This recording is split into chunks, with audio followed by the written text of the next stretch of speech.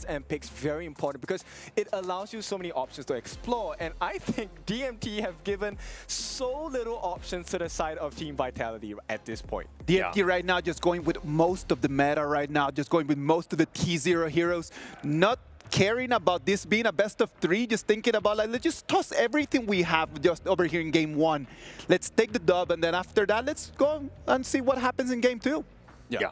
I think that's the right play. You know, best of 3, you put anything. It doesn't really matter. Like, just go with everything that you're best on, just because you have to win. Exactly. Literally, you could just play 4 games. If you lost them all, you'd be out of the KWC. Done. So they need to be thinking about it. There's not that many thinking that you need to be doing right now. They opened the door. Team Vitality opened the door with the bans and the picks. They allowed them just to take their hands on the Ahri and the Mai Shiranui very early in the bans and in the BP. That might have sealed their destiny. Exactly. I think, you know, most of the times on broadcast, we like to tell our audiences, look, professional games, it's not a sprint, it's a marathon. But this one, best of 3, is a sprint. Guys, run fast and go for your target. And the 100-meter race is going to start right now. On the left side of your screen is going to be Team Vitality on the blue. On the right side is going to be DMT on the red. This is going to be our game 1 of this match, number 2. All right, this is going to be a super key one going in. I like the fact that you called it a bit of a sprint. You know, to be honest, if I was in one of these situations, I'm not looking to sprint. I'm looking to just get on my bike and just cheat through the system and do whatever I can because I need that edge, especially in game 1. I feel like that's called cheating, but only if you get caught. Yeah, and people can't catch you on a motorcycle. All right, I get your point. Yeah, but it looks like we're going to start this one off, again, being very aggressive. This is what we wanted. I mean, Jurl and Guyu are like, not even just like helping out with TNX, they're taking what they want because they have that potential. Like Jurl on the Mai can make some serious waves in the early game. And I like this, right? Because the pacing is so fast from DMT. Not only do they, you know, kind of stifle the farm of Tufts in this fast lane, they also secure their first base fight of the game for themselves. And look, straight away, the goal gap might not be that big, but the EXP and damage potential from DMT is going to be shown really soon. Yeah, I mean, the damage, like that potential is going to be really on point, especially when you have a Hem on this Arlie, who's just been really next level with this hero. I think he's going to have a great time, especially since they're solo. They don't need to force any issues, and this is going to be the power of the Dominator lineup, right? Not only do you have Jurl, who's able to be very mobile between the different lanes, and with that potential catch, but then you have L backing him up. A couple of Cannon Blasts could really turn the tides of this fight. Look at what they did. They're able to check all the different spots of danger just with one skill. And this is the strength of DMT's draft in the early game. Yeah, why check it with Cannon Blast when you could just face check? That's what I do. Yep, and then you pay with your life, right? Yeah. More time than pay. But in any case, Ahem, now they realize, hey, you can't be everywhere across the map. They managed to put some pressure. Yeah, and I mean, the flash away from L, Cannon Blasting for their troubles, uninvited guests, so to speak. But look, Team Vitality, their biggest thing is on this Zonk Pei. They need to get him going. They need to be aggressive. They need to be taking, you know, whatever they can away from TNX. But if there's anyone you want to play an aggressive jungler, it has to be ZanQ, right? This is his specialty. He is very aggressive, but also very clinical with his finishes. Yeah. I mean, but again, if it comes back to that lane matchup, right? If we're seeing just like, you know, Zonk not able to, you know, keep on pace with TNX, you're going to have a tough time. And, you know, Team Vitality need to do everything to ensure that he has that proper support. Yeah, timing is of the essence, right? We definitely need to have a quick pace of the game because both drafts are a very aggressive early game draft. As the later the game goes, some heroes kind of fall off in terms of like the viability because they will be caught out easier. Yeah, and look at this. Jurl already looking to make a rotation into the bottom lane. Zan potentially getting gone on. They're going to kind of, you know, soften him up a little bit by diving under that tower, but Zan just staying alive. I think 19, he needs to be not exactly babysitting someone, but just providing that vision so that nobody really gets caught off guard by some of these ambushes. Yes, he needs to be able to give information to the team, right? They need information to make good decisions, and this is where they can really turn the game around. But as it stands now, I think DMT just have a slightly better control of the map. They don't really show it in the goal difference, but DMT, I think, in a more commanding position. Yeah, I think that, you know, look, the net worth obviously is not everything, especially in the 3-minute part, you know, 40-second mark at this point. But Dominator, the way that they're moving across the map, right? Yes, there's going to be some gaps, and it looks like Vitality are looking to do that, you know, taking advantage of that as they look to steal a pheasant here. I think this is a little bit of indecisiveness coming out from Vitality. They were looking to try and go on a greedy, but now this opens up some space at the bottom side, and a lot of pressure is being put there. Yeah, and look, the 4-minute mark, this is the Tyrant. This is going to be the big one. I mean, there was no kills as of now, but they've been spacing and zoning them away. 19 is just over the edge, and they do see that TNX has started this. And do not be fooled. TNX will dive into a target here if they open up that opportunity. But they get the Tyrant of the first Tyrant of the game, and BMT, comfortable control. Yeah, comfortable control. No real contest in that sense, but Dominator Esports understanding that, hey, any sort of, you know, the big neutral, the first big one of the day, pretty huge for them, right? They want to get this this net worth really starting to snowball. Yeah, and in terms of like jungle pacing, I think Zhang is just a tad bit slower than TNX, and that tad bit cost him half a level. Yeah, yeah, but I mean, net worth, he's a 500 gold up, right? And this is the power of that pay. He needs to be sticking with 19, ensuring that they just like steal as much as possible and make life a little uncomfortable for Dominator. Okay, this is the opening they're looking for. If they can get the T1, this would be great, but the support does come in. Instant response from Gio to help out the team. This is what we're looking for, good teamwork. Yeah, don't give up anything, especially for free, right? If you're able to make the teleport, you know, you're going to be there, you're going to just kind of scare them away. Team Vitality did not want to push that initiative. They've backed off, and now it looks like they're going to play a little bit of a longer game. Just stick around in that lane as TNX is going to take a little bit of damage. Looks like he's going to go for the Tremor Smash. That wasn't going to be a bit of a miss. Okay, so they do a delayed wave clear on the side of DMT, but it all's good for them because at this point, I think the map is working for them. But right as I say that, they take the T1. Yeah, look at the Azure Golem just get stolen right under, or TNX picks that one up on his way out. But Ahem taking the tower, that's going to be a huge win for them.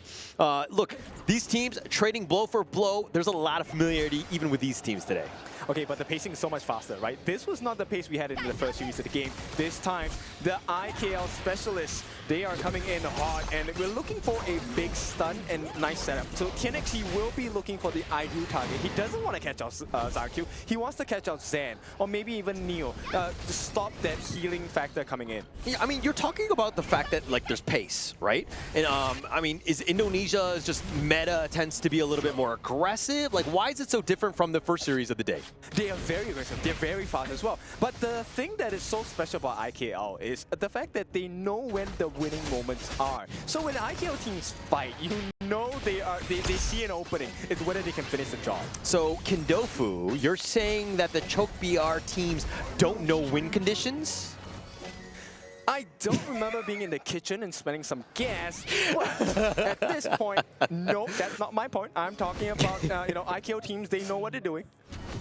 Yeah, they are. I mean, they know what they're doing, of course, in this case. But again, look, both of these teams, not a single kill. It's 7 minutes in, a little bit different.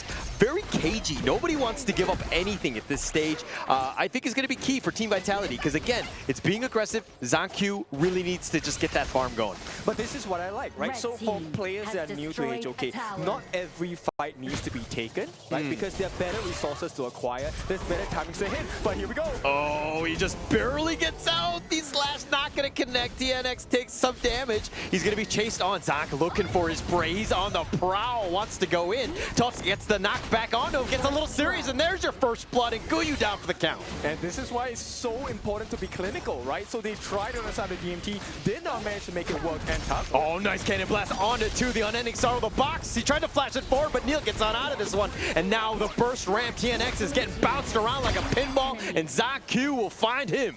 Oh, Vitality coming in strong. They're punishing the mistakes of DMT. Yeah, for sure. I mean, they're making them pay at this point. Just the team fight has been on point. Like, they're kind of baiting them out. They get a little bit low. The cannon blasts were on point, and that's stunned. But then Dominator, like, actually, they don't really have the damage to follow up. Vitality are able to make them pay. And this is something about Synergy, right? It feels like the calls are a little bit off on the side of DMT, right? The calls are different from different members. Okay, well, obviously, it's in a different language, so the calls will be different. Duh.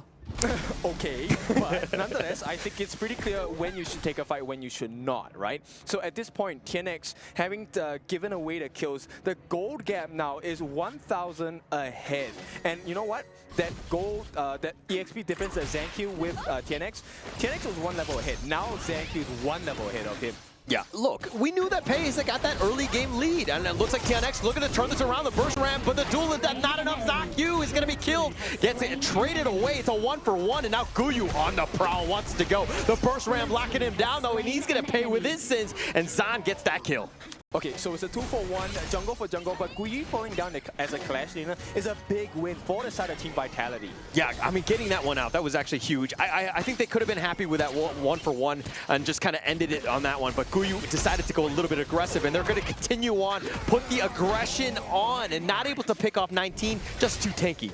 We talked about, hey, is Zhang going to come online? Is he going to perform better? And I think he has been really clean with his positioning. And I think that's one of the biggest markers of success for Team Vitality so far. But damage dealt, you can see, look, you can deal a lot of damage, but we need to be efficient. 34,000 in total for Joe. Oh, him getting on back on this one. I mean, look, the damage was gonna be there. This is a very damaging lineup from Dominator Esports. If they're able to find you out, they haven't really been able to kind of convert that damage into kills as of now, as they only have 1 to their name at the 10-minute mark. Yeah, and we talked about it. This damage lineup that they have acquired for themselves, you need to be able to do damage. You're not going to be able to do that with a lack of items. Yeah, Shadow Tyrant right here going to be started. TNX does spot that out as well. Churl on the little on the low end. Needs to be careful. The Tyrant will reset. Back into his lair he goes. Dominator Esports want to make Neil pay. He takes a lot of damage, but he's going to be backing off. Has that on Sorrow if they want to pop and continue on. Tufts tries to get a little serious, but he only gets serious on the minion wave. Okay, I don't think they know that 19 is inside. 19, oh, I like the patience, but just got found out. Now, 10-minute mark, this is an important marker for both teams because this Tyrant is going to provide so much value in extra damage for team fights. Yeah, TNX is probably not going to go completely on this one. Wants to low it out. The burst ram onto a couple, and it looks like they're going to be backing off of him. Getting aggressive, finds Neil, the unending sorrow, and not enough damage to kill. Neil sustains that one, and Churl trying to find this Zakyu, looking for the right target, not able to get the nice little the fireball onto him, but the Tyrant has been picked up already by TNX. Space created. Did you see what they were doing there, right? Dominator actually forcing out skills from Vitality. They weren't going to commit to the fight. And while you're in that state of limbo, are we fighting? Are we not going to fight? Look, the decision by DMT is TNX is, buy me time. I'm going to get the objective for the team. And right now, even though they've gotten that objective, Zenq's still at the top of the farm. So he's making things work for Team Vitality. I mean, you knew he was going to be aggressive. Like, the pay is so good right now because of the fact that he has that mobility, has a lot of damage, so he can farm pretty much wherever he wants. He's going to always have that early game lead. The struggle then is when the mid game happens, probably like the 16 through 18-minute mark, when he kind of falls off and he tends to be more of like a farm laner, and he needs to be more worried about his positioning. Okay, Neo in the middle. Oh, they find the unending sorrow. They find Churl, who has to flash away. The double dash on out. Hem getting a little bit low, but the burst ram is on point. They're not able to get in the box. But set, they find Hem. That's going to be the initial pick, but Zan is going to be traded away. It's a 2-for-1 thus far. They're trying to chase under the tower, and Guyu a little on the low, took some tower shots. Vitality will hold. So Vitality just seems to be a cleaner team in comparison to DMT. And it feels like DMT, they keep diving, but they're not getting the results that they want. And TNX has died a little too many times. Yeah, too many times for my comfort as well. I mean, he's a little bit falling behind, but he's trying to make things happen. He hasn't had that mark where he has the items to really just duel to death, like homing missile, just blow somebody up. He hasn't had that moment as of now. He's still a little bit behind. Yep, okay, this is why it's so important, right? So for those of you that are new, TNX, he's playing Musashi. That ultimate, it makes people unable to heal. So you can see he's going in, but he's going in a 3v1 situation. Yeah, not the greatest of targets. I mean, going in for this, I mean, it's especially like in that position, you got to be super careful. You got to stay alive more than anything else. But you're just seeing some of the damage that Ahem is starting to do, and like looks like they try to knock him around. Tufts though will dash over. At this point, DMT, they need to just burn out skills coming out from Vitality. That will be the big win condition. But the problem here, 19, as a new player, he's doing so well coming in. Yeah, and looking at this game, I mean, it's a 6-2 lead in favor of Team Vitality. I mean, you predicted that, you know, Dominator Esports was going to win 2-0, and it's because of your prediction that it looks like Team Vitality, you were like, I took that personally.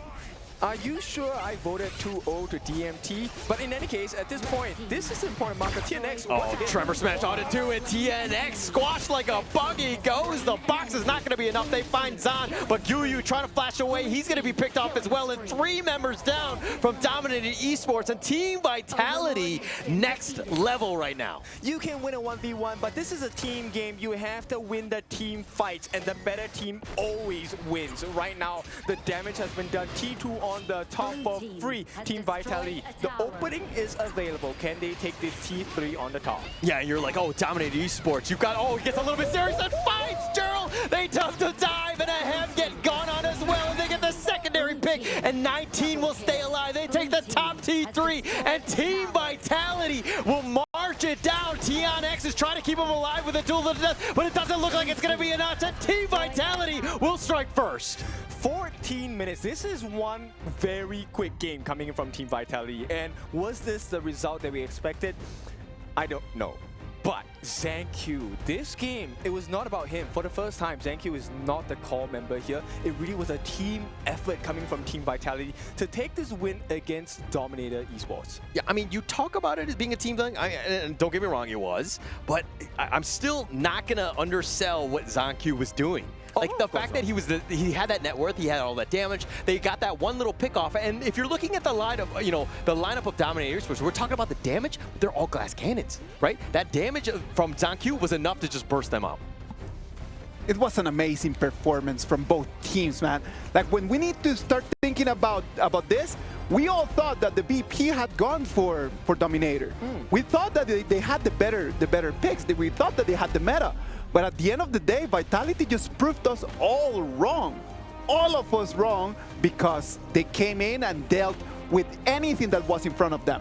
Okay, so there are 2 members on the side of Team Vitality I want you to keep your eyes on, and that's going to be Tufts as well as 19. The 2 of them have played a very significant role. Number 1, 19 keeps disrupting the flow of movements on the side of DMT. He's pushing people away, and Tufts is catching them and pulling them underwater. Yeah, I mean, just like the sustain, the team fight, and the fact that their ability to just go aggressive and turn it on. Hem is like, oh, I thought I was safe. I thought I was in my base. But no, just like that, game over. Yeah, it's a quick, decisive move. And you take a look at the movement of Team Vitality, they move as a group, right? Like, even if the fight is split, there is never one lone member on the side of Vitality. They're always buddied up with somebody. Yeah, and this is why they were able to pull that one out. I mean, that support, understanding that it's like, hey, if one of those guys jump on you, like the Arlie, and then they're like, we actually have 2 or 3 members. We can deal with you. And it's scary for them to make those jumps in. When you start thinking about the game, like we thought that was going to be a lot of fighting first, and we were proved wrong because it was more about the jungle path. True. It was more about like what the pace of the junglers is going to be. They had to start just different. Musashi on one side, Pei on the other side. I counted that at the 8 minutes mark, there was already a 1,000 gold difference between Pei and Musashi. A 1,000 gold is already half of a full item, and that's already a very big advantage. And at the 14 minutes, right before the last push, Pei was fully stacked. That difference in those first minutes of the game snowballed all the way until that last push of Team Vitality. He provided them a doorway, because if you remember at the start of the game, Tufts was not having a good time in lane. He was losing gold as well.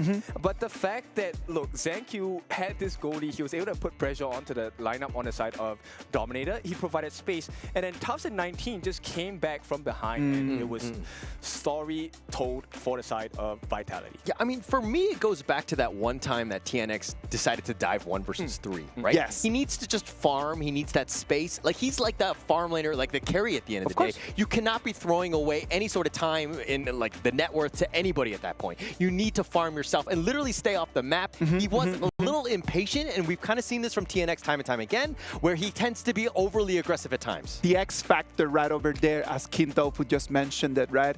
When you analyze the stats, when you analyze the numbers, Dominator Esports dealt so much more damage in the first 8 minutes of the game, but none of that damage was fatal. And that is the issue, man. Like when you come in and then you're able to just deal damage, but you're not able just to finish it. You cannot finish off your opponent. Your opponent is going to turn back and is going to get the kills. And it's only those kills that allow you the gold to start snowballing. And I think that Dominator Esports wanted to just bring the fight. They wanted to deal damage. They were unable to get the kill. Was that the moment that turned things around, Kintofu, or was there any other moment that you want to spotlight? I think it was. Because end of the day, look, if you want to go fast, you tend to go alone, right? But if you want to go far, you have to have your team with you. And I think TNX, we can agree that he was a little bit complacent in the fact that, look, he was looking to rush the pace, but the team couldn't keep up. They couldn't match the pacing that he was trying to go for his ultimates. Landing them, sure, but no one's there to back him up. But on the other side, Team Vitality, one person gets caught, everyone comes and supports that guy. True. Yeah, and I think the TNX is more of like the playstyle thing. Let Drill kind of go in first with the Mai, you know, just soften them up a little bit and then just go in for that final blow with the Duel of the Death. Like, you kind of, you know, everybody's on the same page at this point. And it seemed like everybody is like playing 1 versus, you know, 5, so to speak. It didn't seem like everybody was on that same page. You were talking about earlier in the pregame about communication. It seemed like communication was lacking in that one. Yeah, I'm going to tell you the truth, man. Like, at the end of the day, like, yeah, of course, the Pei and the Musashi, everyone got the spotlight on the junglers. 19 on that Genpo. Let's talk about that. Yeah. Let's talk about the roamers, man. Like, it was because of the vision. It was because 19 was able to slow down Musashi just a tiny little bit. It's not even just a matter of getting the kill. It's not even a matter of just having the spotlight on you. It's just a matter of being able to do the dirty work that the team needs for the team to get that little advantage. And this is where the difficulty comes in, because Lianpo is a very, very tanky hero. And when you pick heroes like the Arlie, the Mai, it spells out, it shouts out burst. Yes. But what happens when you can't get the burst down, You cannot burst down a Lianpo, man. That can't be done. It cannot be done in the early stages of the game, man. It cannot be done. And 19 just took that advantage and they just put it not as his own, but made that a whole team advantage. Yeah, and also, you know, 19, just this multi-man stuns. His burst rams was hitting 2 people consistently. He was having some great tremor smashes and staying alive. That's the biggest thing. It's like, yeah, you're tanking, you can take a lot of shots, but not giving up any kills, that's next level. Exactly. And I think they really knew what the limits were. And I think this is the mark. And maybe we're starting to see a new monster team being formed because they knew the limits and they pushed the limits of Dominator very far to the point where they couldn't keep up. All right. It is a world competition, right? It's the KWC 2025. We've got teams from all different regions. We have players from all around the world, different styles, different ways of understanding the meta. We had CHOC champion and runner-up in the first game. And right now we got the A.G.A.L. second and third place coming in. What were the main difference in terms of understanding the game that you guys could point out for the people that are watching here at home? You want to take this? Okay, sure. So let's talk about the first minute. If you take a look at the map itself, right? One of the things that you can do as the Clash laner is to be able to secure your own top side camp. Yes. And this is why DMT dominated the first few minutes. They were immediately aggressive in that particular portion because that is something that is fixed. And if you don't have access to that and you lose the laning phase, you lose your minions as well, you're instantly at a level deficit, you're instantly at a gold deficit as well. And that's also why DMT actually made the wave to go straight for that space sprite, because not only do you get extra gold, extra EXP, you also have the ability to move across the map. And at that point, DMT, I felt like they were doing good rotation, good pacing, but then came the communication issues and decision making as a team. Would you say that that's a very big difference between the game between the A.G.A.L. teams and the game between the CHOC teams, though? I think it's pretty similar because, look, both teams, if we compare, let's take a look at Team Vitality and Loops. They are placed in a position where it's not looking good. It really isn't looking good. Yeah, but then you go and identify, okay, look, this is a lost cause, never mind. What other options can we explore? And that's where they really formed up that comeback factor. And so, yeah, it's the same story told in a different style. Okay. I mean, Holler? for me, it's kind of adding on. I think the biggest word that you used was pace. You said it in the game as well. I think that if you're seeing somebody like a Pei, and this is why we see the assassin style in like the MKL, WKS, KME, KMS. Like, this is a style that's been very aggressive and been able to invade because you have that mobility to be where you shouldn't be at times, and you can catch people out, and then they start playing a little bit scared. What we saw in Chuck BR was a more traditional style, definitely more last year, not to say that they're a little outdated, but it just seemed like the heroes that they picked were a little bit slow to the meta. The faster pace is where we are today. Of course, I do agree on the fact that the meta right now is just calls for a faster pace. Just the decisions made in the first 4 minutes just define if this is going to be a 10 minutes match or if this is going to push all the way until the 20 minutes. The teams need to adapt to that. I'm not saying that one style is better than the other. I'm just saying that we're so lucky right now to be able to see teams from all over the world showing to us the different styles and their different understandings. Which understanding is going to be better? We cannot say right now. 2 weeks from now, when the champion is going to be crowned, then that's going to be the full truth. Exactly, and I think, you know, besides learning the meta, it's also about being a player. You have to understand your own emotions, right? It's very stressful to play on the gorge, and I think as long as you can keep yourself calm and composed and have proper communication, you have a good chance of winning. So right now, I think for DMT, then calm their nerves. Look, it's just one loss. It doesn't matter. Nobody really cares about one loss if you're going to be the champions of the entire thing, right? Of course. We have seen teams that they go to the lower bracket and then just make it all the way to become the champions of their own regions and their own tournaments, right? Yeah, but nobody wants to do that. That is the journey nobody wants to go on, right? That's a tough one. I want to be on the winning bracket and just go in, cruise control to 2-0 victory in the groups. I think that's going to be key. Dominator Esports, though, again, we were talking about that. This is just one game. They haven't lost the series here. But, man, that was a little bit of a shakeup, right? I think that is going to, you know, they're going to come back much stronger and see how they bounce back in game 2 is going to be key because Dominator Esports probably thought they were going to cruise through the series. But it felt like Vitality, that wasn't even the strongest versions of themselves. True. Okay. And now they're in a position where they have taken down the second seed of IKL. Wouldn't you, as a third place IKL contender, kind of feel like, hey, this is moral the boost, man. Yeah, it's a total moral boost. I would be right now elated if I were to be able to take that first victory. For sure, right now, the Team Vitality players are like in a really good place. Like right now, everyone just believes that they can just take this. Like they came in risking everything. There's nothing to save in here. Just go on with everything you got.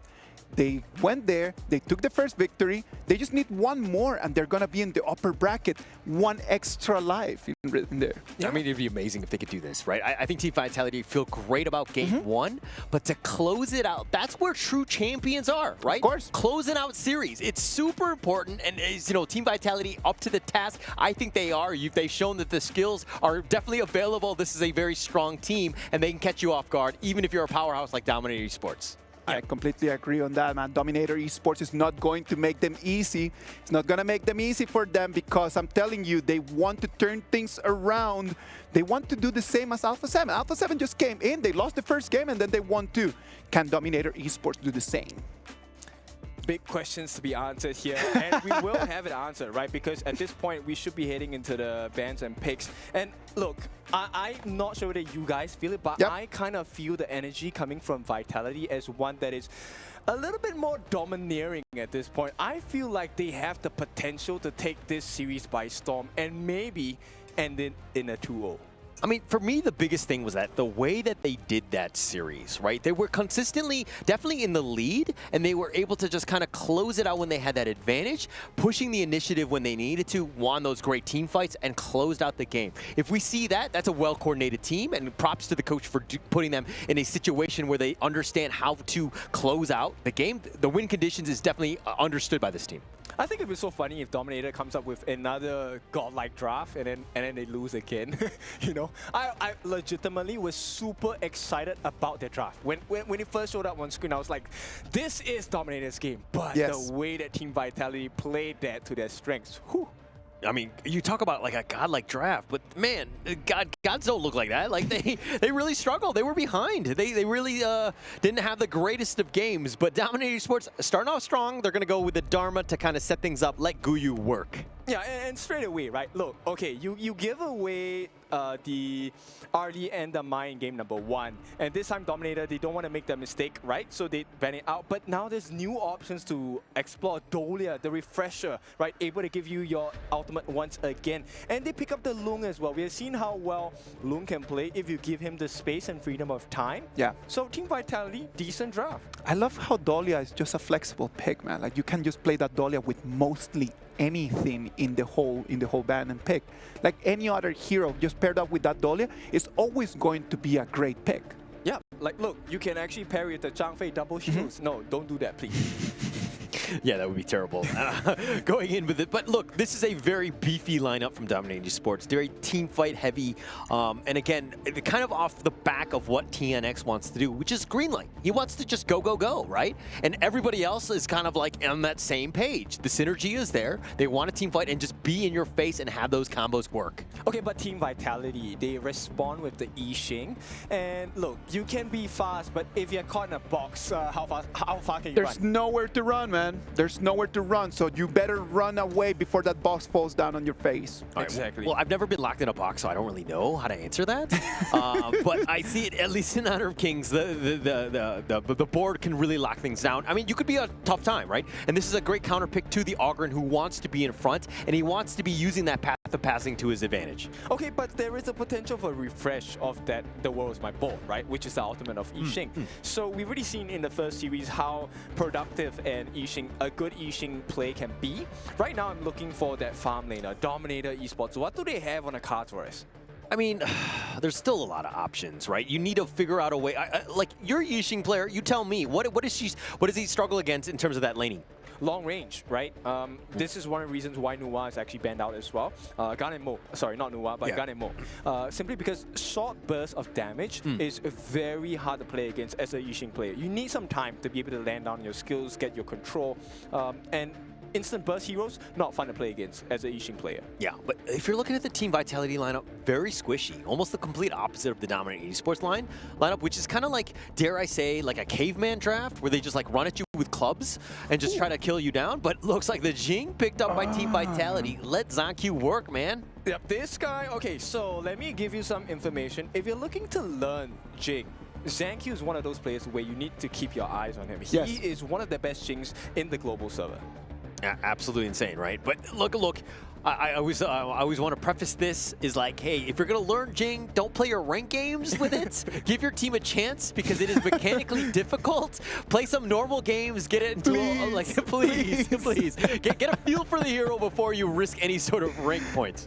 I would say the opposite. Like, you know, put yourself in the most difficult position. Please no. You learn by experience. But in any case, wow, we have the Fang being considered here. Actually locked in as well. Now, Fang, I like this farm laner because, number one, he actually does extra damage against monsters. And so, which means that he's able to kind of steal camps away really quickly on the side of Dominator Esports. At the same time, his second skill, called the Will Away, it's an invulnerable move, allowing you to dodge projectiles or anything of that nature, and allows you to reset into very dangerous positions against Team Vitality. Of course, and in the very, very close fights for resources, in the very close fights for overlords and for tyrants, having that Fang over there might be the extra help that you need. On the other side, Team Vitality, the last pick is going to be Liupang. I am loving that Team Vitality pick, man. Yep, the pacing of the game actually is matched up by both teams because, okay, Team Vitality, let's explain about how they're going to play this game. This is a very split push composition coming in from Team Vitality, right? Because the Liu Bang, he's going to be split pushing because he has instant access into his teammates. All he has to do is to use his ultimate, the Battlefield Command. He's able to teleport, not just teleport, when he's teleporting onto you, you're getting healed up. You have more health, baby. Yes. And so that is a strategy that they're going to play the map more in this game for Team Vitality. Let's wait and see what's going to happen. This is going to be game 2. DMT is going to be on the blue side. Vitality on the other side is going to take the red. If they take the victory, that's going to be it. They're going to move forward. And for DMT, they need to take the dub if they want to force it to game 3. Let's go, boys. Yeah, let's go. Let's go. Here we go. I mean, this is a moment where I'm looking at this lineup, the Dominator lineup, and I'm just like, what are the answers for this ZanQ Jing? Like, do they have the lockdown? He's going to be having a field day if if he's able to kind of just, you know, move like a butterfly, sting like a bee, he's going to have a great time, and he's going to be really tough to lock down. Especially when L on this Shang Fei and Gui on this Dharma don't have the ultimates. That's like the dream for Gen.G. I mean, if he's able to bait it out and just kind of make things a little uncomfortable, and he does have that, you know, dare I say, you know, protective shield by Tufts jumping in at a moment's notice, you have that potential of just kind of, you know, playing a little bit more aggressive than you normally would on the Jing. Okay, now I want to explain something to the newer players here. There is a lane swap coming in from the side of Vitality. So Zen actually goes to the Clash lane and has a favorable matchup against Gui. This is going to allow him to snowball a lot quicker. Yeah, it's going to have a much better time. I mean, it's just like the range versus melee line, you know, matchup, right? You're always going to have a good time. But again, you're kind of suffering in the bottom lane, especially since Tufts has made that rotation and he needs to deal with a hem there. Yeah, but Tufts, he has his Dominator shield, right? So he's able to sustain a little bit of burst damage available by a hem. So if he plays his cards right, he doesn't get punished as hard. So I think Vitality, very good planning so far. Yeah. I mean, and also he can just jump in. The battlefield command is going to be super key when those fights start to happen. He just needs to kind of hold the line, right? He doesn't need to let the tower take any damage. Just stay alive more than anything else. Exactly. And Neo, I think for now, doing an okay job, right? Really losing out in terms of the EXP against Joe. But I think at this point, it's okay, right? The win condition coming from Vitality, one of the main members is Zen. You want this Loom, this Dragon to acquire gold. That's a Dragon's favorite thing. Okay, I didn't. Well, yeah. I mean, if we're going back to like the Hobbit and things like that, the Dragon definitely needs to hoard the gold. Okay, all right. I see what the logic is. But yeah, it's going to be super important. I mean, Zan, like having that level advantage, having that range, it's going to make life difficult for Guyu, especially in that top lane, who's kind of been zoned away, dare I say. But Zan and 19, like this combination, we're going to see way more of it in the KWC. For sure. I really like this. It's a stock standard combination you can explore as well, right? The refresh into Zan's ultimate, taking the dragon form and flying to the skies. It gives you a lot of freedom to do a lot more risky things, which could turn the tides of battle. Yeah. I mean, the potential for burst. We've seen it already, right? You know, check out the highlights of the first series of the day. We've already seen like CR7 make some serious moves, Vento as well. The potential is definitely there. Just a really strong farm laner at the end of the day. Yeah, so they wanted to share the EXP between Gui and TNX. That's the reason why they actually delayed the taking of the space right here. So DMT doing little nuances across the map to make sure they're keeping pace with the side of Vitality. Yeah, and Zonk just like kind of stealing some boars on his way out, smites it for good measure. Just taking things away. Anything that you can do to kind of take away from Dominator, especially TNX, is going to be key. He's back in his own jungle now, and it looks like, yeah. Yep, 3.1. Isn't this the same story as just now? Yeah. I mean, this is what you wanted to do, right? Like, let Zanku do his thing. Getting in that farm, funneling as much as possible, definitely going to be key. Yeah, and no, Zanku, what he offers as a Jing is instant backline access, and that's going to be super dangerous for the side of DMT. Yeah, but look at this Azure Golem. It's about to be contested. The Tyrant is here as well. 19 looking to just provide that vision. It's already looking to get bursted down. DNX is looking to take this. He smites it for good measure. And here comes Guyu, gets the truth onto 19, pushes him back in a bad spot, and he will be executed, giving up first blood to TNX. But the fight isn't over. They've gotten to him as well. The board is going to be set up. They're trying to just mirror image through his way out of this. But TNX is so low, and he's not able to get the pick off. Do they go for the infinite fastness? No, he goes in reverse. Okay, but this is a win for the side of Vitality. Nonetheless, you trade a roam for a farm lane. This is a bad trade for DMT. Yeah, not great at this point. L just trying to contest at this point. He does have Smite, though, and he did steal that and saved it. Okay, so he does save the team at this point. Is it a win? Yes, it is. Because yes, even though TNX doesn't get that Crimson buff, you still delay the growth of Zanku. Yeah, anything that you can do at this point. I think it's going to be key for them, right? But look, the jungle matchup is usually where you want to be in terms of like how the games are going to go. Zanku has kind of got a slight edge at this point, but you know, it's still anybody's game, especially since TNX, he's getting a lot of that farm in the mid lane. I mean, you were asking, right? So who's going to be able to handle Zanku? And that's the question that has yet to be answered, because so far, ahead, I think based on what's happening now, he's at total risk. Yeah, so it's kind of coming back to Dominator Esports being a little bit more aggressive. If they're able to kind of, take away some of the map and he's not able to farm, then Gen.G will never really hit that critical mass, right? So they want to be aggressive, they want to push things out, because once Gen.G gets those items, he's going to be impossible to lock down. Exactly. And here's the board. The Azure Golem about to be taken away. TNX is looking to go for this one. L, Leaping Sabers back to safety, and Dominator Esports take that and they get on out. Okay, so a small play by the side of DMT. Didn't take too much risk, but oh. He's got the truth. The Formlessness onto Tufts. Doing a little bit of damage. He's just going to tank that. He's going to shake that one off. I mean, it's Clash Lane on Clash Lane. It's like a pillow fight in the top lane, no? Exactly, right? And these are very soft pillows at this point. Nobody really truly gets hurt. Yeah, you might get like a slap in the face, but it's fine. But in terms of EXP advantage, Gui definitely has an EXP lead against Tufts, which could prove to be a problem because Gui, level 9, his target actually isn't Tufts. It's Zen and 19. Yeah, Guyu is just looking for anyone that's squishy, and anyone not named Tufts, to be honest, right? Everybody's squishy on that lineup. Tufts, on the other hand, though, again, not the end of the world. He just needs to stay alive. He will split push and just make things a little bit, uncomfortable for Dominator Esports. But speaking about being uncomfortable, Dominator Esports take the top T1. Okay, this is one of the things that you will learn about the Fang pick. Fang is one of the fastest tower takers in the game as well, right? So with the first skill, the target's hidden. 4 hits, you get that burst potential that you absolutely love as a farm laner. Yeah, you're going to do a lot of damage. I mean, he's been kind of on point in that sense. Just putting the pressure on. He's been keeping up in terms of farm pace with Zan, which it's not the easiest things to do. But Gerald eating a flaming palm for his troubles, taking a lot of damage. I like it. Joe understands, hey, let's not use our skills preemptively, right? Save that ultimate for better use. Yeah, look at TNX looking to go aggressive. The board is going to be set up here. They're trying to at least take this away, get stolen away. TNX picking that up for good measure. They gave it away for free, though. Yeah, I mean, Gen.G was really not in position to contest. He didn't seem to really want this one. But I think that blue buff is key for the Jing, especially in terms of that farm.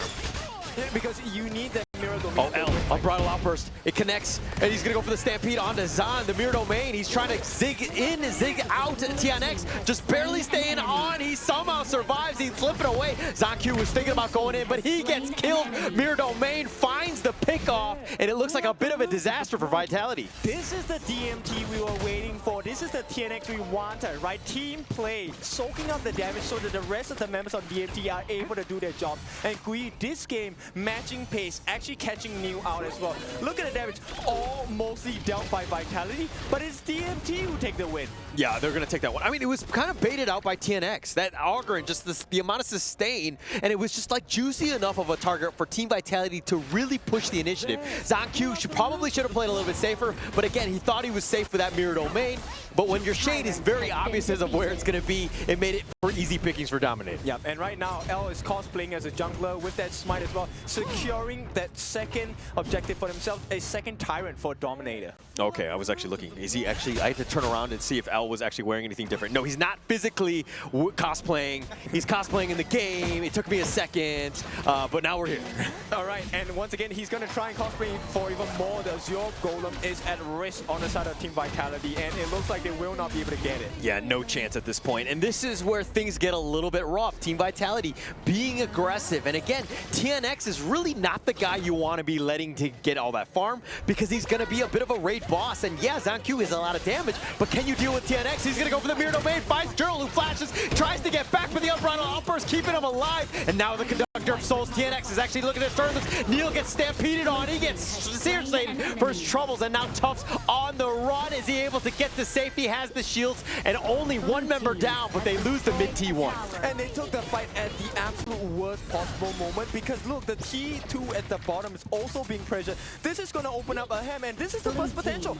Easy T2 for the side of DMT. And look, I think Zen was just a little bit too late. Comms issue for DMT game number 1, now comms issue for Vitality in game number 2. Yeah, it's struggling at this point, but look at the damage taken here from Dominator Esports. Both of them, two of them taking so much. L and TNX. Tyrant being picked up essentially for free. Team Vitality on the defenses, down about 4K. This is going to be a tough one to come back from. Yep, and look, T3 is now open for the taking on the side of Team Vitality.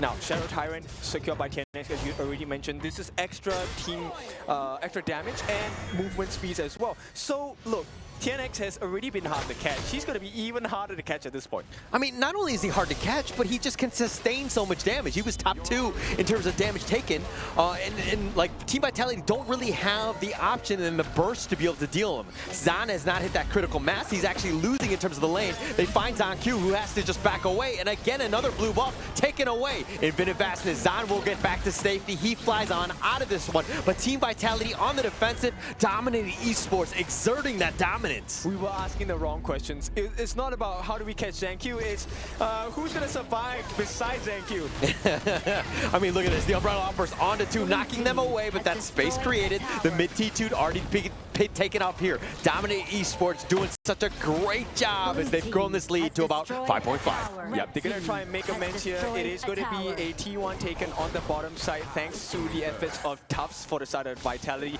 But it's a very little in comparison to what Dominator have rewarded themselves. It's a completely blue map. And look at the goal chart. Number 1, TNX at 8.8. ZanQ was ahead just now, but now it's TNX game all the way. Yeah, this is going to be scary, right? It's going to be tough to do. I mean, to deal with TNX, when he hits that, that raid boss, he's going to be so hard to burst down. And we haven't really seen ZanQ just be able to find the backline, find the squishier targets, because look at the Dominator lineup. All of them are kind of beefy boys in that sense. Yeah, and look, this, okay, he just got it. The Blood Rage is now available. That red item you see on your screen, that is TNX's Blood Rage. It gives him the extra shield. Yeah, even tougher to deal with, right? And Team Vitality, yeah, you have the control, you have that damage, but getting onto all of them, especially with Dominator, the way that they're able to take some of these team fights, the Umbrella Outburst, you have that Truth from Guyu, you have a lot of options to deal with a potential jump in from Team Vitality here. Yeah, your box is not big enough on the side of Team Vitality because DMT, this is a very dominating performance so far.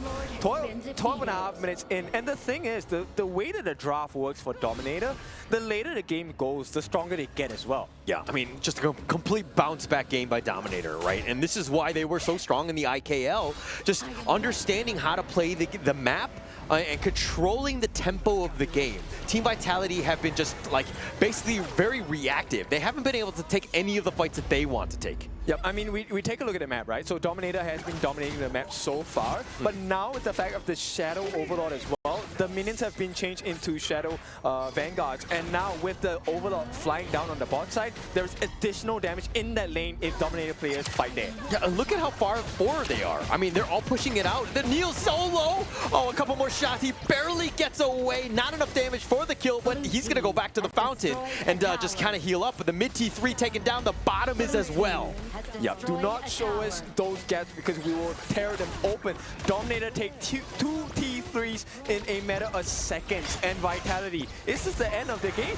I mean, it's looking that way. Team Vitality right now just need to, I mean, I would say slow the game down, but at this point, there's nothing for, Dominator to really slow down on. They don't need to back anything off. It's 13 minutes in. They've just been in full control and just pushing it out. If anything, Tufts need to be looking to split push. He needs to be more aggressive.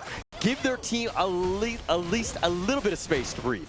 Yeah, I agree with that. Because end of the day, if you're asking for Vitality to push DMT away, DMT is not going to budge. In fact, DMT would say, I would like you to put your hands on me, and I will return the punch.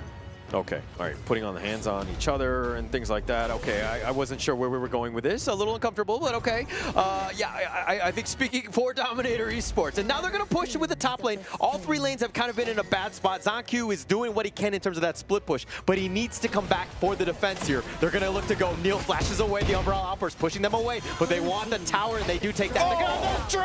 Oh, he sets it up, and 19 is down. The Infinite Vastness is just trying to get back to safety. The knockback, Neil is already been killed. Tufts is getting bounced around yet again. Gets Seer stated for his trouble. Zan with a double. The base is wide open. Zan just trying to deal with this, but they don't have minions. So Dominator Esports with only 2 members. Yes, it's a 3-for-3, but your base is in shambles. Exactly, and you're just delaying the inevitable at this point. Dominator, I don't see how they're going to lose this. Zan here in no man's land. Yeah, trying to go into the mirror domain, just throwing it back. TNX gets a little bit worried. I mean, with L, you don't really have much, considering the Umbrella Outburst has been expended as well. ZanQ was looking for the catch, but again, it's kind of like the reversal of fortunes in the sense of like, how are you going to catch Jing? How are you going to catch TNX? Exactly, and right now with a 7,000 goal lead on the side of DMT, in advantage to them as we hit this late game timing.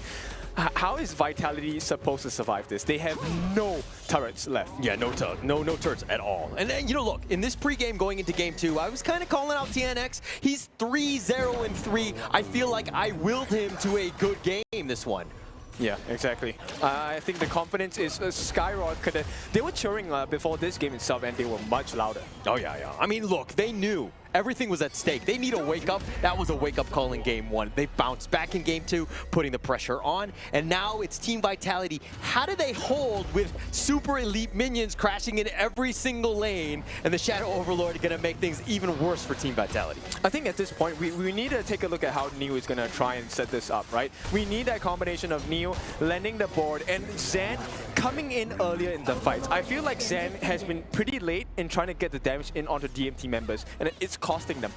Yeah, I mean, look, I was going to make some sort of joke that he's a wizard and wizards are never late, but this is not the case in this point because I feel like every single team fight, he's kind of been like a, dare I say, like a god in the sense that he's never really there when you need him, and he kind of shows up late, and sometimes it ends up in disappointment.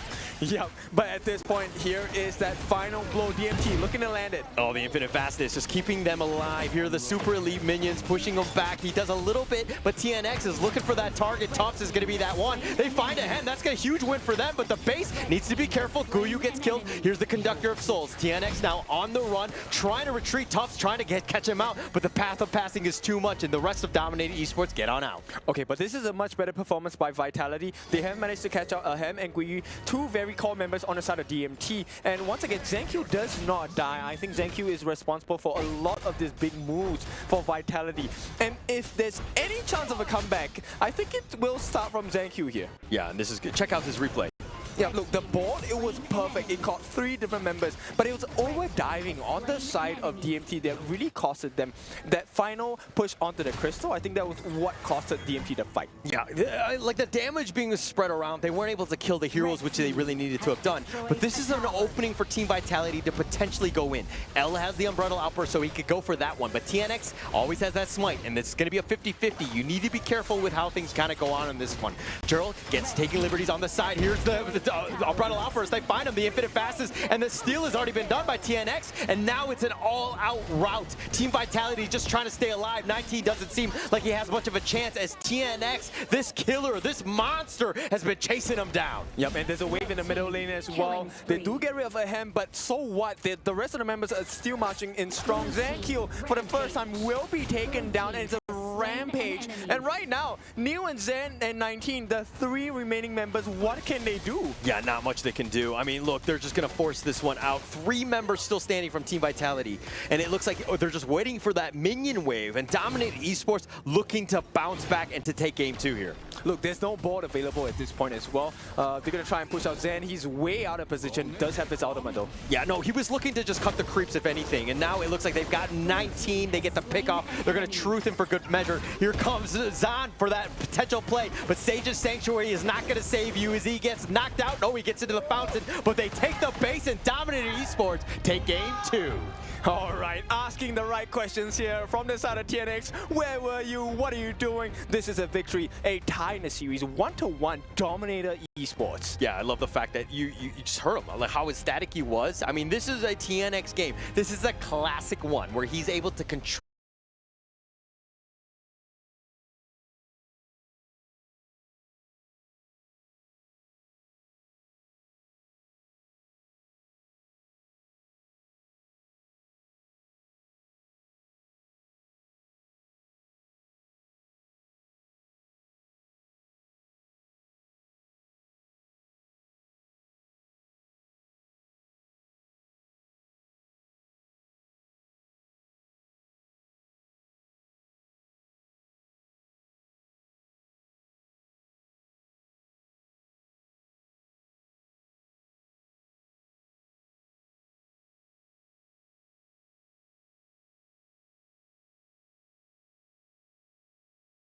rushing in and then just to try to find the right moment for the fights. And on the other side, Team Vitality always on the back foot, man, all the time. All right, I agree with that as well. And I think TNX, the call by the coach was, look, you want to play like that? If you want to keep diving, okay, can you pick the Ogren? We will play around your risk-taking. I mean, if you look at the rest of the lineup, I mean, Guyu on the Dharma, L on the Zhangfei, it's perfectly what they want, right? Which is just green light, let TNX just go and just, you know, create this havoc. Yep, exactly. And chaos it was. Dominator, this was a big moment, a big win for them. And you can see the confidence in their eyes. They know it is for their taking, the win in this series I'm talking about. Yeah, I mean, this is a big one, right? The first game at the KWC, that first win, feels great. Look at TNX, man. Like, this guy is just just so ecstatic. He shows his emotions on his sleeve. This is a guy that you need to, like, really build upon in terms of the draft as well as playstyle. Dominator Esports is turning things around. And like, I was thinking a little bit about that Fang pick, right? Because I know that for a lot of people at home, they're thinking, Fang, not meta. What are they trying to do? Was it a good choice? Because for me, I love Fang, man. Like, I'm an OG player of Fang. But the problem in here is that it's true, it is not meta. But with this pick, with all this composition, did it work? Do you think that that was one of the key things for the victory? For sure. Like you, I like to play Fang as well. You like playing everything, Kane? Of course, I like to play off-meta heroes. But in this case, one of the things that Fang has a weakness is either you don't have enough burst or you don't have enough protection. And there was plenty of protection because it was not just defense, it was offense as well. Guyu on the Dharma was able to catch quite a few people here. One in the base of Vitality. Oh, that one hit a sweet spot for me. Yeah, I mean, it was great. The way that they were playing around, just letting a Hem kind of split push and creating that space and taking free towers, and that just kind of expands their lead quite a bit. They do a great job of that, of just like a distracting more than anything else, and a Hem has his way of getting on out. Okay, he did die a couple of times, but please, once again, do not take my advice. KDA is not important to me, right? I think a win is a win. As long as you get your job done, you get the turrets, go ahead. Yeah. I'm telling you, man, like for me, at the end of the day, it just comes down to who takes the dub. And for you to be able to make it to the crystal of the opponents, you need to destroy the turrets. This is a turret-destroying game. It is not a killing game. We're going to talk a little bit more about all of this. We're going to try to analyze the strategies for this game 3 that is going to decide who moves to the upper bracket and who goes to the lower bracket. But at the end of the day, we're going to take a little bit of a break, and then we're going to come back.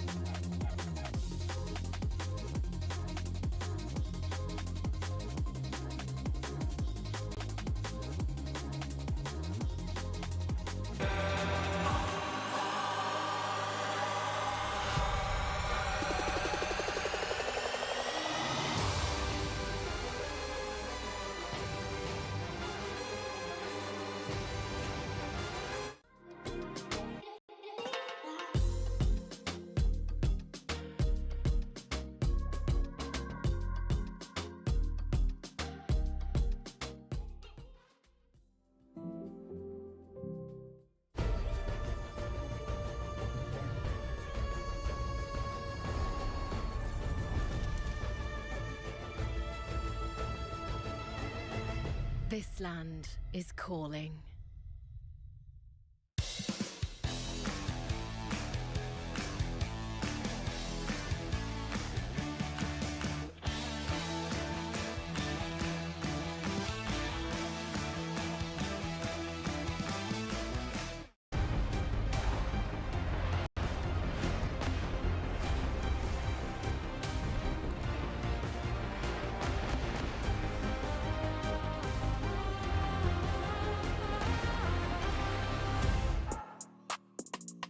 Dominator Esports, in a very dominating fashion, came in and took game 2 to make it a 1-1 right now. We're going to move into game 3. Whoever that wins that is going to be facing Alpha 7, and whoever that loses that is going to be facing Loops for the last chance to stay alive. This is the Esports World Cup, the KWC 2025. Honor of Kings, ladies and gentlemen.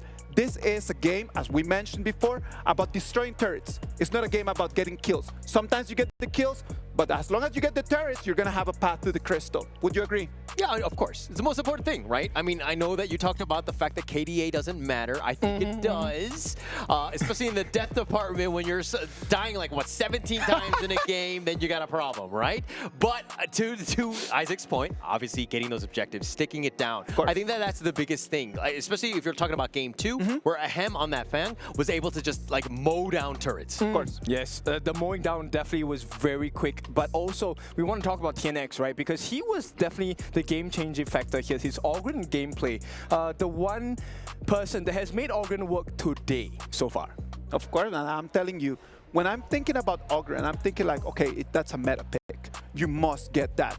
In the previous games, it didn't work out that well. This was the first time that we actually saw an Ogren just being dominating, completely commanding of the Gorge. What was different with this one to the previous ones that we have seen today?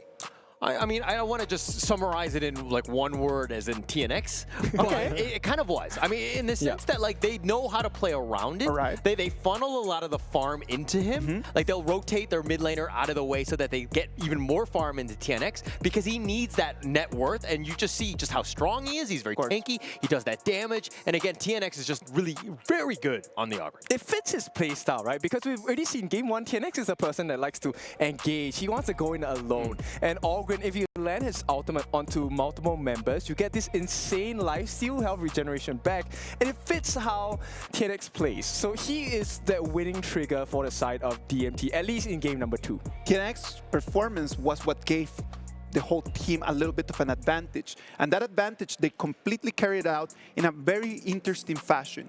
The other side had Jing as the jungler, and Jing is a very blue-dependent assassin. So what did they do? Of course, they took control of the turrets, and then after that, they took control of the jungle. Immediately, the timing of every single fight came down to that countdown that they had on the Azure Golem. Every single time that that Golem was going to spawn, they were already there, not allowing Jin to take one of those back. And this is why the Azure Golem is so important, because it gives you mana regeneration, it gives you cooldown reduction as well. Something that Jing desperately needs. She needs a lot of mana to operate. And that's why they kept going for the Azure Golem. Not only did they get it, they also created situations where they kind of boxed up Vitality.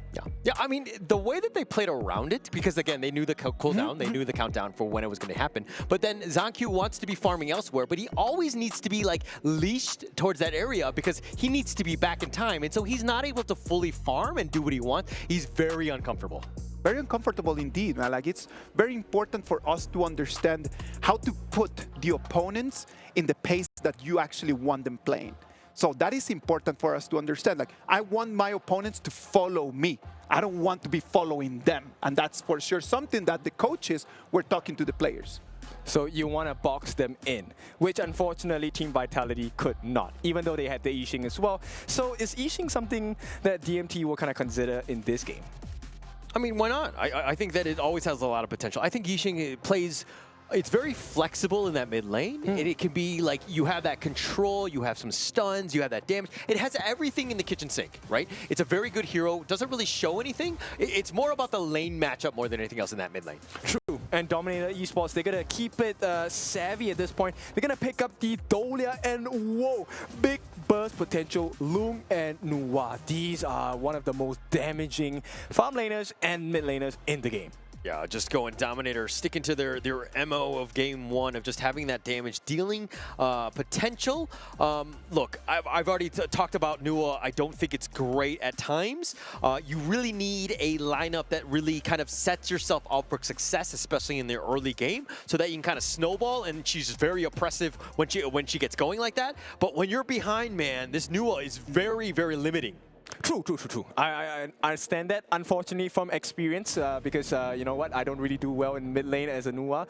But Team Vitality, they pick up the Agudo and the Fatih. And look, if the game goes well in the early phases for Dominator, the Nua will be able to burst down this Fatih quite quickly. The question here is, what difference is this Agudo going to make for the team of Vitality? Agudo is just one of those junglers that, the truth is, depends a lot on the pacing, right? Being able to invade, being able to protect their own jungle, really full-on hero. But at the same time, if things don't turn his way, like, it's really hard for Agudo to really farm up. I mean, Agudo is actually one of the faster pacer junglers, right? Yeah. He has the extra skill. For those of you that are new to Agudo, you have the extra skill in the middle of your screen that allows you to take creeps that has like an 80-second cooldown. So it's actually, it gives you the timing of the buff as well. Yeah. And besides that, you also have Smite. So you're able to take camps much faster than your traditional jungler in comparison. So the pacing gotta be like on point. Yes. Timing is very important for Agudo. Agudo was great in the sense that, like, you could just able to kind of siege towers and just kind of, you know, at times, especially when the minion wave isn't even there, you can still get some more chip damage. It can be this really tough death ball to deal with, but you need the lineup that kind of works around that. If Dominator Esports have the wave clear, it kind of limits what Agudo brings to the table at times. Yeah. So again, I think Dominator Esports are probably going to look to just counterpick the Agudo more than anything else in the second phase.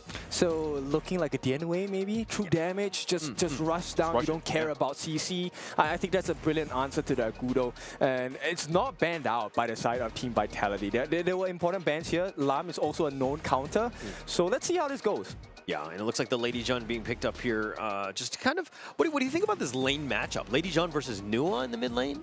Who do you give the edge to? I would give it to Nua if the Nua is a better player. Okay. If it is a better player, I would give it to Nua as well. But Lady Chen, we know that cleans wave very quickly. Like, again, very level 4 dependent. Like, Lady Chen needs to make it to level 4 to actually be able to roam around. Yeah, but of course, to make things difficult, you know what, Dominator, this lineup of burst potential is always complemented by a huge tank. And here we have a Flowborn tank. If you haven't tried him yet, I implore you to give this guy a try because he is so fun to play. Yeah, it has a great opportunity. And look, the TNX Flowborn tank, this is special. We have not seen him on obviously the competitive scene because it was just recently released. But we're gonna be, you know, enlightened in that sense of how to play this one properly because I fully believe in TNX's skill on this hero. And I think it fits into him, right? Because there's a lot of control. Both the Flowborn tank as well as Mayin, they're able to catch multiple people in one skill set. And I think that's going to be very crucial for Dominator Esports because, look, Nua does AoE damage as well. Yeah, a lot of potential here. But, like, the Marco Polo, you know, look, this is game 3, backs on the wall for the series. Are you going with the Marco Polo last pick here? I like the fact that you said Marco Pillow. And, you know, Pillow, it could be a detriment to the side of Vitality. Look, I love a good Marco Polo any day. I have had the bad win rates, but I still win games. So yeah. Ken, I love how you just caught him back, man. That was really good. I have to. You have to make all your shots count. Ladies and gentlemen, I know that we are right over here just having fun, but the players are ready, and this is a very intense match. Game 3, whoever that wins this is moving forward, and whoever that loses is going to have to still try to fight for their life at the lower bracket. I am Isaac Peña, Quinto, Buhaller. Take it, boys. Thank you so much, Isaac. As we go into game 3, of course, winner moves on in the upper bracket here. But, okay, look, Ken, we haven't really talked too much about just the compositions aside. Like, who are you giving the edge to in this draft? I'm giving it to DMT. I think DMT is a very strong start to this game, but only because I've seen the movements of DMT. That first decision to help out the Nua in the mid lane, in comparison, Vitality 19 choose to help Zen instead. So I think the priorities are very different. But I think if you give the advantage to a Nua, he does much more than Zen as a Marco Polo. Okay. Yeah. I mean, if he's able to get that perfect little 5-man stun. I mean, look, Dominator Esports, like, none of them are really saying, like, they need to be grouping up You know what I mean? Like, you have that, you definitely can work around it. You can kind of space yourself. Jurl and Ahem can be from afar. L can be even further back. So it might not be the greatest or the easiest Fever Barrage for Zan to hit. But you, again, if you're zoning them away, that means people can be isolated. So the potential is there for those kills. And you know, one of the difficult things that is going to be experienced by Zan here is the fact that, look, there is a potential that DMT can kind of force him to burn out that Purify really quickly before he even gets the opportunity to use his ultimate Fever Barrage plus Purify. Okay. All right, sorry, let's talk a little bit more about this Flowborn tank, right? Like, in terms of, like, when they group up, you have that all-in, that damage can really just hit, like, kind of hit home, and Team Vitality are going to look to group up, especially with this Deathball lineup. But what else about, you know, this Flowborn tank can TNX really utilize here? I think it's just the amount of stuns he's able to get, right? That jump and slam, maximum of 3 different durations you're able to use it for. So TNX, they have plenty of control on the side of Dominator. And that's not the only form of control they have on DMT. They have so much control. Ahem has control, Joe has control, Guyu has control as well. So 4 different members, and if you want to count L, I mean, you know, that simple combination S1, S2, or it does give you a little bit of CC. So Vitality, there's so many ways to stop Zan. Yeah, yeah. I mean, you talked about the Mayan already, plus the Celestial Melody right on top of that, right? So you just, like, it can stun them for days. But it's going to come back to that damage, right? In terms of Ahem, is he able to kind of hit that point where he's able to kind of do that damage to burst them out? Because, you know, some of the side of Vitality, you got Tufts on this, this Fatih. It's not the easiest guy to take down. He has a lot of sustain. Plus, you have the Zanq on the Agudo. Kind of tough to kind of burn down.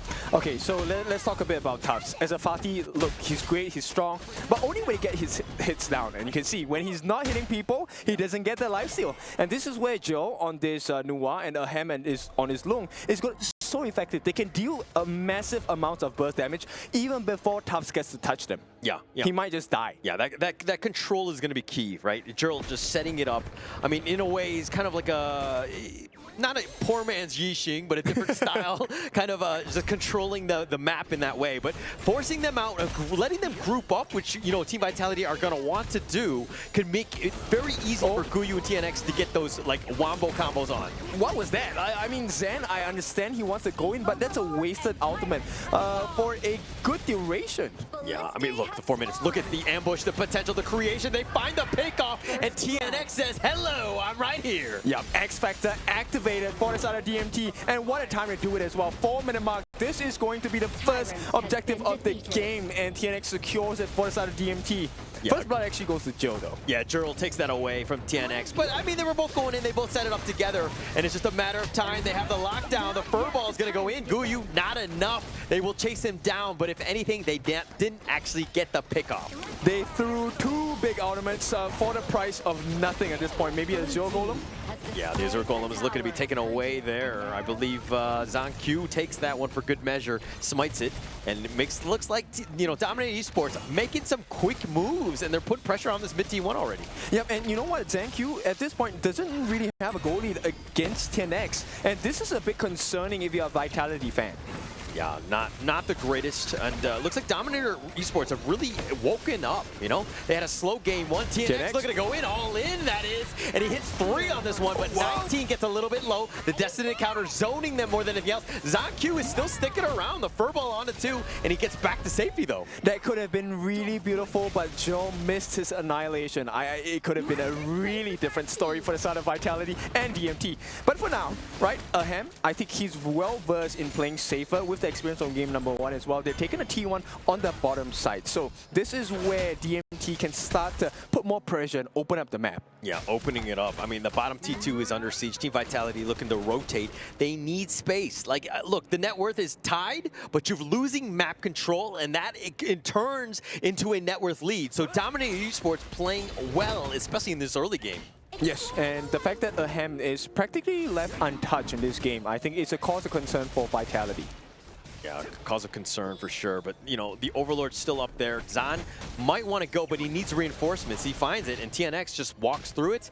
A little tanky at this point, but level 10, slight advantage over Zanq at this phase. Okay, so yes, he does have that one level advantage, but Zhang Q does have Blood Rage as well. So it's kind of balanced out to a certain extent. But once again, this comes down to positioning, right? Do you have the information to be able to make a good decision? Zhang Q, he knows to back off right now. Yeah, I mean, he's going to use the Wild Growth just to slow them down. But this Azure Golem, it looks like Dominator Esports are sticking to their MO of taking away buffs, being aggressive, making Zhang Q have to rotate around the movements of Dominator Esports, not trying to give up anything for free, and TNX smites it and gets on out. Yep, and Gui just holding them, the two of them here. 19! Oh, Kuyu with a solo. He's like, yeah, 1 versus 2. Yeah, lose the tower, but I'm going to take you down, 19. And this is one of the strengths of having a Mayin, right? Because she's able to sidestep a lot of stuff. She's so mobile, escapes a little bit of damage, but she offers a lot of damage back as well. I mean, the burst is there, right? Just cycling those cooldowns. The skills are just way too much at this point. But now Team Vitality need to find ways to bounce back in this game. And look, we talked about this Agudo pick, and teams have definitely had success. Team Vitality is one of them, but they haven't really been able to utilize it. They haven't been able to really turn it into towers. This is where the range factor comes in, right? As a Lung, as a Nuwa, you're able to deal damage without even be close. And I think Zhang Q for now is kind of suffering from that. In fact, the entire Vitality is suffering from that. Yeah, they're, again, just kind of sticking around. I mean, yes, they're trying to protect this mid T1, but they're just, like, not really farming across the map. Nice the Fever Barrage, they find Guyu, they get the pick, but he's looking to turn this around, and Zan survives. Okay, hold your horses. The Annihilation a little off the mark as well. Woo! Yep, okay, so he proved me wrong. I was excited. I thought there was a turnaround at that point. But Gui gives his life. There's a bit of information. But Ahem, he's still healthy. They need to protect this Crimson Golem. No, they need to keep it alive. Oh, TNX is looking to go all in on this one. Gets the pick up on the Zhang Q. And it's an all-out retreat. Team Vitality trying to run the roaming gun. And 19 hooks on for that heart link. He does get back to safety. And it looks like that's going to be the end of the assault. The Infinite Vast is keeping Ahem alive, though. Okay, beautiful play. I mean, Tufts, he has done a lot of work for the side of Team Vitality as well. Putting pressure, but hang on. He's actually looking to just go with this. I mean, he's taking a lot of damage. The Fever Barrage right onto TNX. He found out, and TNX stuck around, gets picked off. Zan making a pay, wants to go for L, but here comes Tufts, finds Ahem who just showed up, and he gets slaughtered. Yeah, don't be overconfident. That's the message coming in from the side of Vitality. You may have a lead, but you hang on, 19. Emergence shows up. Gerald says surprise, and the rest of Team Vitality are like, oh my god, that was scary. So is this overconfidence? I mean, look, they understood from game number 2. TNX likes to dive. We'll let him dive. And right now it's a 2,000 goal lead. A big swing going back to the side of Vitality. But it wasn't really a dive. He was just sticking around. Like, at some point, you're like, hey, you got what you wanted. Why are you sticking around? There's really no fight here, especially when you're outnumbered. TNX, a little bit of a misplay, in my opinion. True, I agree. And right now, the stats are not looking favorable to the side of DMT. Vitality have definitely come back. Zan, top of the table for top damage dealt. Yeah, just a lot of damage. He's been able to, again, he's making this Marco Polo work. I mean, he's not a Marco Pillow, and he's a Marco Polo, and he's doing the damage. Okay, you know, pillows hurt too if it's made from stone, but at this point, you know, the frigid charge coming in from Zan, this one is a big improvement. Wait. The pillow made of stone? Are you speaking from experience here? I watch a lot of shows. Is it the Flintstones? Because I'm pretty sure that they have a pillow made of stone there. Nonetheless, right, my point stays true, right? If you are hit with a pillow that's made of stone, it hurts. Okay. Well, obviously it would hurt. I'm not going to disagree with that one. But here's the Shadow Tyrant, first one of the game. Team Vitality, again, being aggressive. TNX does not want to give this up for free. He's going to go back into the lair. The Furball is on point, but TNX is getting aggressive. And he's going to be pushed back, but Guyu gets a little serious. He's got the whatever, but he dies first. Yep, and this one is the same story. The pacing, nobody was online with him at the same point. That was a great catch by Guyu onto the sidelines of Vitality, but nobody was there to back him up. Yeah, well, look, okay, you talk about the great catch, but he died. It's not really a great catch when you die and you didn't get anything in return. Well, I think it was a good positioning, but this time DMT get caught. Oh, 19 a little bit low. Tufts, the Furball is going to be moving forward. Tufts has to flash back. TNX needs to be careful. The Frigid Prison right on top of him. He's going to sidestep most of this. Ahead gets picked off. Neil finds the Annihilation on his Zhang Q, and he just walks away. Yeah, even the emergence doesn't catch sight of him. This guy is just walking on thin ice at this point.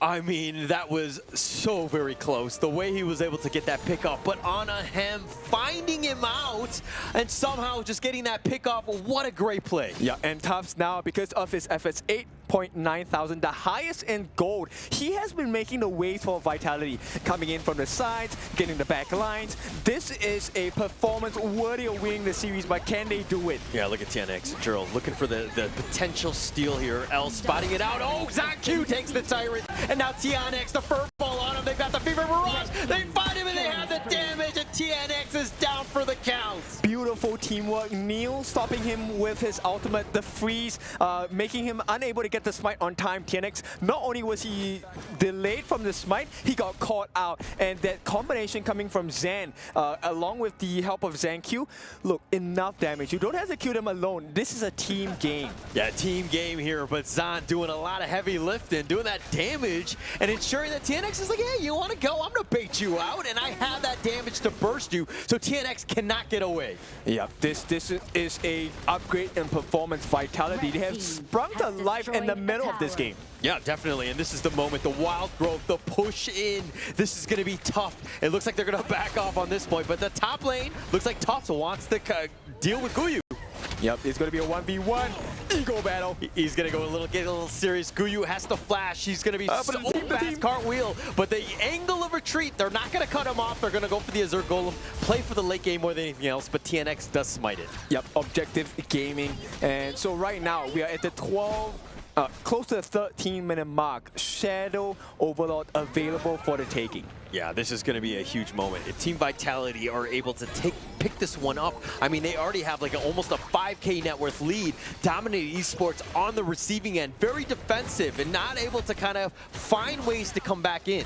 Yep, look, it's all about the belief for the side of Team Vitality, right? They have seen the opening, they've seen the chance, and you know, you have to make full use of it. TNX, once again, in the eyes of Vitality, and there's a lot of information that Vitality can work with. Yeah, it looks like they're going to start the Overlord here. TNX is still up in front, finds 19, if anything. Looks like the call to be made is going to be to retreat. They do not want to take this out. The 50-50 is too close at this stage, but they're going to put a little bit of pressure on the lanes before they do anything.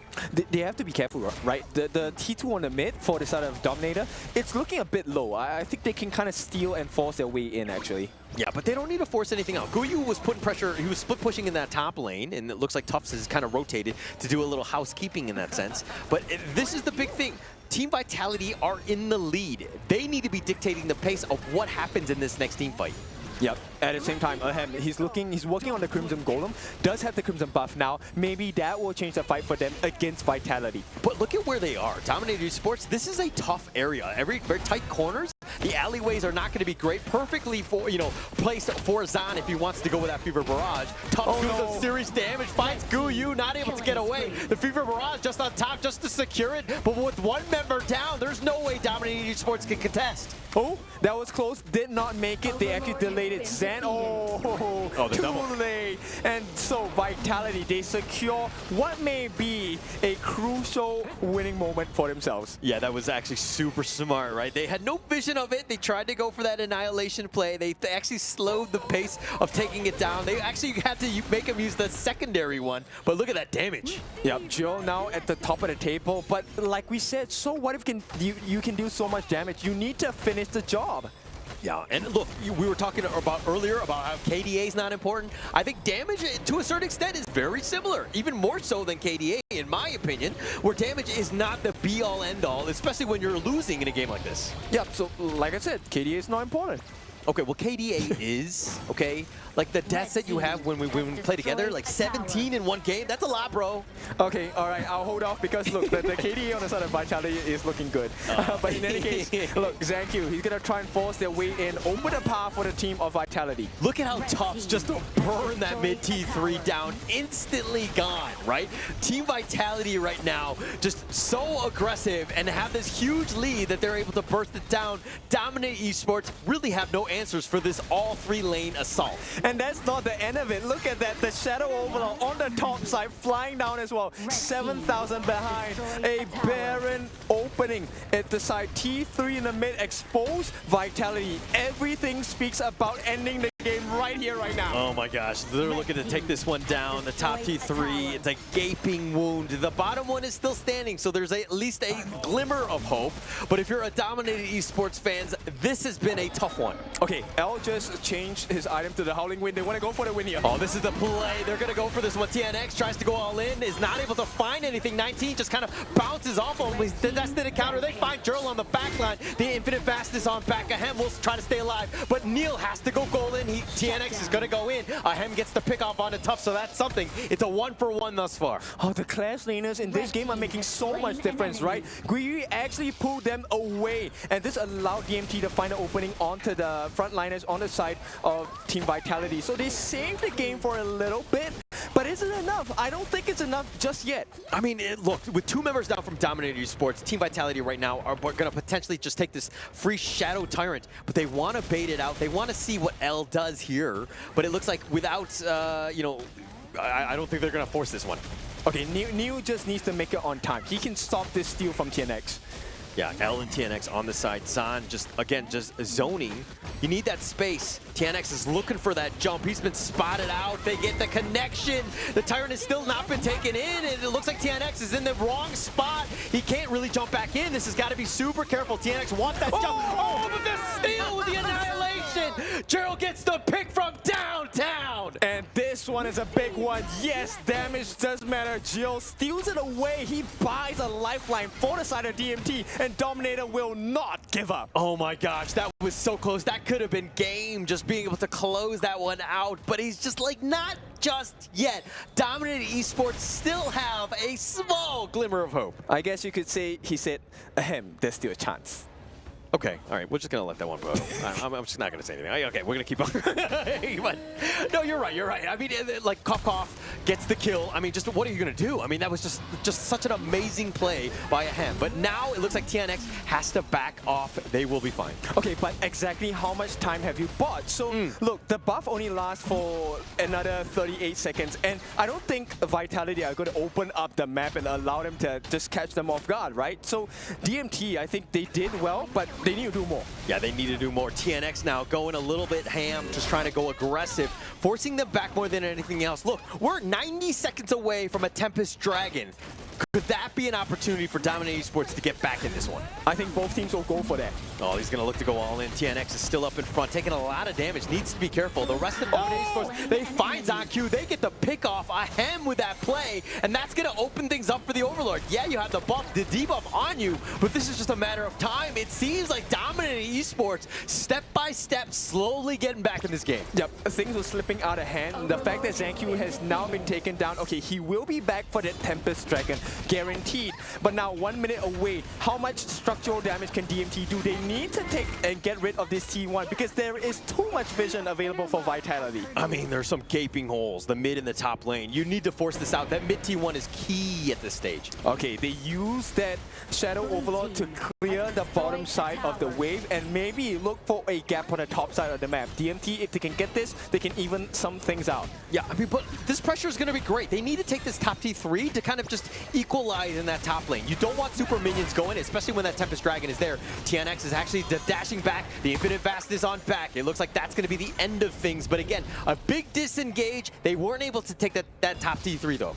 TNX is prepping for something. He's looking for an opening onto the side of Vitality. Now, VIT, they have to kind of settle this T2. Does not make it. It will fall. But here comes the Tempest Dragon. This is going to be the final showdown between the two teams. It couldn't have been any better at this stage, right? We knew that these two teams were going to go the extent, and they were going to go to a game 3. We were going to be here. But a Tempest Dragon, the second one of the day, excuse me, and the Tempest Dragon, this is going to be key because it's like, how does Dominator Esports, even with this somewhat, you know, lackluster net worth, down about 3K, which is like awfully nothing at this point, but they can put pressure on elsewhere to take this Tempest. That's the thing. With a Tempest Dragon, there is no excuse. Exactly. No you win, you win. You lose, right? So at this point, Tempest Dragon is a monumental achievement for both teams. They need to play it safe. Need to play it safe, but Guiyu is going to put pressure on that top T1, or the top T3. Over they're going, they find L. The pickoff has already been there. The TNX is going to have to Blood Rage.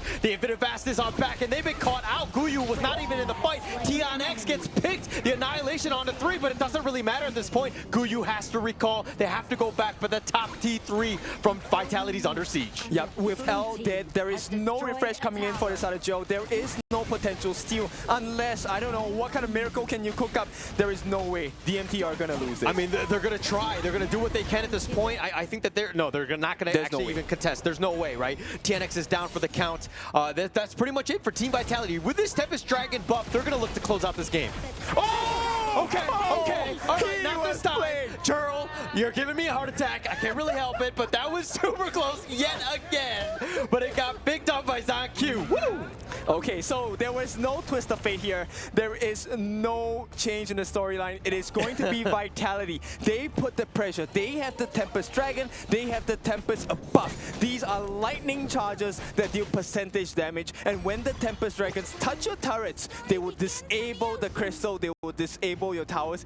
It will not defend. All right, the moment is here. The final moments of this game. The potential way for Team Vitality to not only strike back in Game 3, but get revenge from the IKL, where they were the 3rd place team to the 2nd place Dominator here. Yep, reinvent themselves and they are jumping in tubs. Oh, they're going in the furball. They find TNX, who's actually looking to kind of stick around here a little bit low, but TNX, that Sage's Sanctuary, Guyu looking to make them play. The emergence on board. The Sage's Sanctuary even used in return by Tufts, but the Infinite Fastest, they need to go all in. He wants to go. Hem is going to be Sage's Sanctuary for him. Needless is going to be using his, and there's just so many at this point. And 19 so low, and Guyu gets picked off. They've got 3 members down, and Team Vitality are looking to go as they take down a Hem, and they take the base. Welcome to a new history. It is Vitality. They take this series 2-1 in a very convincing fashion. What a performance. What a performance indeed. Team Vitality coming back in that one